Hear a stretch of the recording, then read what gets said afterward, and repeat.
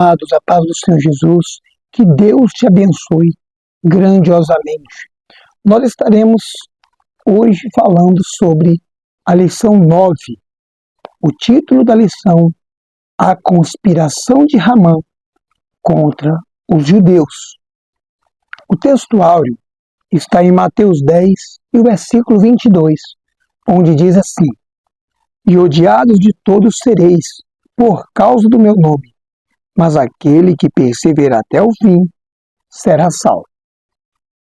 A verdade prática, aquela pela qual nós temos que praticá-la, diz assim: quando nos tornamos agradáveis ao mundo, é sinal que a nossa fidelidade a Deus está em crise. Amém? Bom, na lição anterior, nós falamos sobre a resistência de Mardoqueu. Nós vimos que Mardoqueu ele não se prostrou diante de Ramã, visto que ele era judeu. Nessa lição, nós vamos entender sobre esse plano ardiloso que Ramã tramou contra o Mardoqueu. No primeiro tópico, sobre o plano ardiloso de Ramã, vai dizer sobre as intrigas e patologias do poder. Quando nós olhamos para Mardoqueu ele foi um homem simples, um homem que tinha um cargo ali na corte da Pérsia, e ele não sentia inveja de Ramã, visto que Ramã foi colocado em um posto elevado. Nós vimos que o Mardoqueu, ele era um judeu e ele não se inclinava, visto que o povo judeu veio de muitas tentativas de extinguir o povo. E com isso o povo aprendeu a ser um povo monoteísta, só adorar apenas a Deus, se prostrar apenas para Deus. E Mardoqueu disse que ele era judeu e ele não se prostrava diante de ninguém e nem de outros deuses. E aqui nós vamos ver que o Ramã ficou muito incomodado, porque o Mardoqueu falou que não se prostrava diante de ninguém. Com isso, nós vamos ver pessoas que estavam ali bajulando Ramã, trouxeram então uma fofoca para Ramã. Através dessas pessoas que foram até Ramã, viram que Mardoqueu não se prostrava, eles então instigaram Ramã a fazer com que Mardoqueu se prostrasse de uma forma obrigatória, de uma forma imperativa. E nesse primeiro tópico, nós vamos ver que esse poder, ele faz com que Ramã, ele se ensoberbece. Agora, mesmo Ramã, com um alto cargo na Pérsia, Ramã, o homem que tinha sua esposa, Ramã, que tinha muita fama e também era um homem rico, ele não se contentava com todas as pessoas prostrando-se a ele, mas ele queria porque queria que o Mardoqueu, mesmo que ele tinha tudo, mas ele queria o Mardoqueu que se prostrasse diante dele. E nós vamos ver que quando nós recebemos alguma autoridade, quando nós exercemos na nossa caminhada profissional, eclesiástica, ministerial, quando nós alcançamos um status elevado, nós não podemos de maneira nenhuma agir como Ramã agiu. Ramã, ele agiu com a soberba. E nós sabemos que Provérbios 16 e o versículo 18 diz que toda soberba leva à ruína, à destruição. Então a gente viu que esse plano de Ramã, ele começou com algumas intrigas. A gente viu também sobre essa patologia do poder, esse poder doentio que Ramã estava. E agora, essa extensão do plano. Nós vamos ver que o Império Persa, ele dominava desde a África, desde ali daquele território até a Índia, um total de 4.000 quilômetros, uma extensão muito gigantesca. E todo esse poder, ele estava no poder persa. Nós vamos ver que quando ele ataca o Mardoqueu de uma forma pessoal, agora ele coloca ali na mente dele que ele vai querer matar o Mardoqueu, e aqui ele também estende essa raiva dele, essa ira. Agora Ramã não quer matar somente Mardoqueu, mas também todas aquelas pessoas que faziam parte dos judeus. E aqui ele vai fazer algo chamado de oportunismo. Ramã, ele tinha uma presença muito forte diante do rei Assuero. Ele tinha moral, podemos dizer assim, diante do rei. E ele chegou no rei e convenceu o rei dizendo o seguinte: ele disse que existia um povo que não obedecia às leis do rei. Veja que, de uma forma astuciosa, de uma forma perspicaz, Ramã, ele agiu nessa oportunismo para que o rei não soubesse quem era esse povo, visto que ele tinha dado a Ramã muito poder. Então ele não questionou Ramã. Ramã tinha essa verdadeira motivação pessoal, uma verdadeira motivação em Mardoqueu. E visto que ele era judeu, agora essa motivação pessoal, junto com essa astúcia e esse oportunismo dele, ele consegue agora o anel real. Aquele anel que quando ele gravasse na escrita, no edito, aquele decreto tinha uma valia, onde nem o próprio rei poderia tirar esse decreto que ele mesmo assim o decretou. E aqui então ele aproveitou. Ramã, ele foi muito astuto e oportunista. E nós vamos ver que o rei Assuero, ele foi manipulado por Ramã. Ramã, ele, além de ele ter toda essa riqueza, tudo, ele não se contentou. O seu ego fez com que ele manipulasse até o próprio rei Assuero, fazendo então esse plano ardiloso, esse plano para que viesse expressar o seu ódio contra Mardoqueu.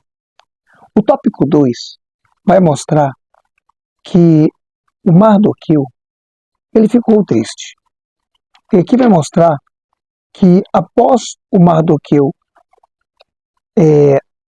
ver que essa morte, essa extensão, esse extermínio, ele se estendeu de uma forma terrível, agora ele veio a ficar triste. Trouxe agora uma grande tristeza, não somente para Mardoqueu, mas também para todos os judeus, tanto os que estavam ali na Pérsia, também quanto aqueles que tinham voltado para Jerusalém, para construir, para poder voltar à sua vida.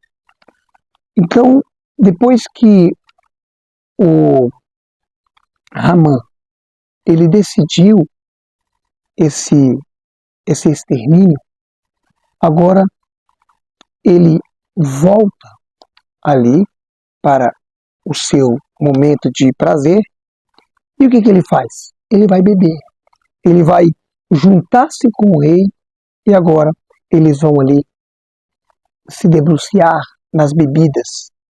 E nós sabemos que só Deus que pode frear a impetuosa maldade humana.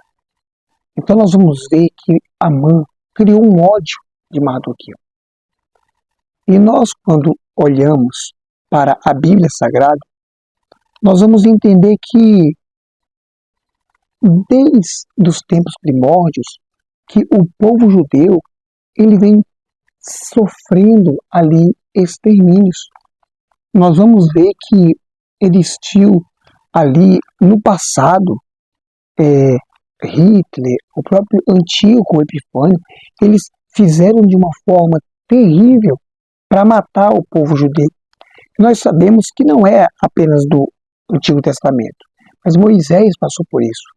E o próprio Senhor Jesus também passou por isso, visto que Herodes mandou matar todas as crianças abaixo de 2 anos, para que tudo isso nós vamos ver um plano demoníaco por trás, para que Judá e os judeus, onde Cristo veio, não viesse o Salvador do mundo. Mas nós sabemos que o nosso Deus é quem dirige a história.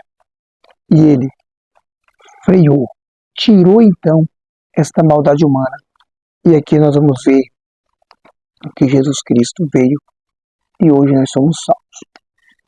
Não é de hoje que o povo judeu sofre. E até hoje nós vemos essa grande tentativa de exterminar o povo judeu.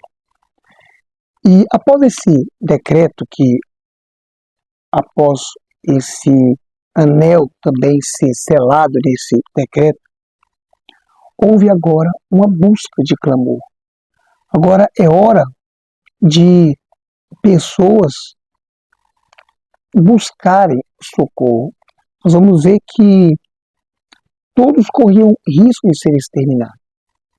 Todos os povos tinham que, de qualquer maneira, buscar a Deus, porque esse momento era um momento que estavam em momento de crise extrema, porque a própria vida estava ali nas mãos de Amã nesse momento. A gente vai ver que após essas pessoas passarem por essas crises de extermínio, nós vamos fazer algo que Daniel fez, que é orar. Quantas vezes nós passamos por problemas que nos deixam apavorados, com medo? E aqui nós vemos um grande exemplo de Daniel. Daniel, ele orava todo o tempo, como está registrado em Daniel 6:10.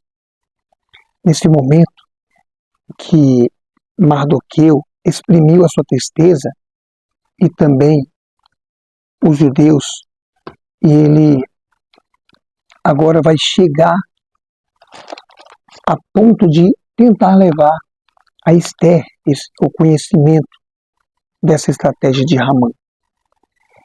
E quando a gente vai para o tópico 3, nós vamos fazer aqui uma centralidade no povo judeu.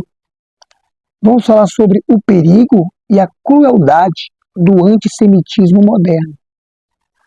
Vamos ver que o povo semita é o povo judeu. Os antissemitismos são pessoas que são contra esse povo. E aqui a gente vai ver que esse ódio que essas pessoas têm ali dos judeus, nós vamos ver que ela exprime em 3 faces. Tanto no aspecto religioso, né, que é nas questões de adoração, eles adoram apenas um Deus. Nós vemos também que existe que outras questões, além das questões que são religiosas, também tem a nacionalista. Vamos ver que Israel, ele conseguiu seu Estado, mesmo de forma ali pequena, um estado pequeno, mas eles conseguiram a sua nacionalidade. E nós vimos também racial, porque o judeu ele é puro. E dessa raça judeu, eles querem porque querem destruir esse povo. E nós sabemos que tudo isso aqui tem por trás um agir satânico. Nós vemos no passado que muitas pessoas morreram. Muitas pessoas foram espoliadas, foram torturadas, foram ali execrados, né? Foram mortos porque eles não aderiram ao catolicismo. Nós vamos ver que por questões econômicas, políticas, a gente entende que houve ali vários confinamentos de judeus. Muitos judeus ali, eles eram colocados em guetos por Adolf Hitler, né?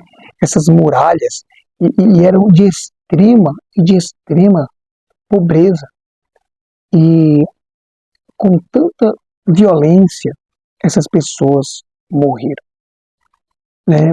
No tópico 3 e no terceiro, último tópico, quando nós vemos a criação de Israel em 1948, isso não trouxe paz para os judeus. Ao contrário, agora é que eles estão de forma brutal tentando, de toda forma, destruir o povo judeu. Mas nós temos uma alegria, porque Jesus Cristo, ele vai salvar Israel. O nosso Senhor Jesus, ele vai trazer a salvação para os judeus. Quando os judeus reconhecerem que Jesus Cristo é o Senhor, então Israel vai ser restaurado. O antissemitismo não se revela apenas através de atos hostis, mas também de apoios abertos ou posturas complacentes aos inimigos de Israel, como grupos terroristas, ou ainda por meio de críticas sistemáticas aos atos de defesa israelense, pintando o país como o vilão da história. A despeito dos pecados dos judeus, Deus tem um plano para Israel, e ele vai restaurar, quando arrepender e aceitarem o Messias. Que nós possamos estar orando pela paz de Jerusalém, como nos pede Salmo 122 e o versículo 6. Que essa lição nós venhamos ver e aprender que esse plano e essa tentativa de Hamã, destruir o povo judeu, ela não vai dar certo. Porque na lição que vem, na lição de número 10, nós veremos um plano de livramento. Nós vamos entender na lição 10 como que vai acontecer esse plano para se livrar desse homem maldoso chamado Hamã. Te espero na próxima lição. Que Deus te abençoe. E graças a Deus.